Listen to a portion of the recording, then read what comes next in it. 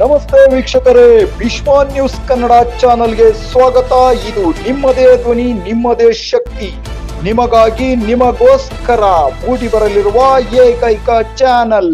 ಇಂದು ಕರ್ನಾಟಕ ಕಾಂಗ್ರೆಸ್ ಸರ್ಕಾರದ ಹಿರಿಯ ಮುಸ್ಸಂಜಿ ಹಾಗೂ ದಾವಣಗೆರೆ ಜಿಲ್ಲೆಯ ಹಿರಿಯ ಶಾಸಕರಾಗಿರ್ತಕ್ಕಂಥ ಶಾಮನೂರು ಶಿವಶಂಕರಪ್ಪನವರು ಕೆಲವು ದಿನಗಳಿಂದ ಅನಾರೋಗ್ಯದ ನಿಮಿತ್ತ ಬೆಂಗಳೂರಿನ ಸ್ಪರ್ಶ ಆಸ್ಪತ್ರೆಯಲ್ಲಿ ಚಿಕಿತ್ಸೆ ಪಡೆಯುತ್ತಿದ್ದರು.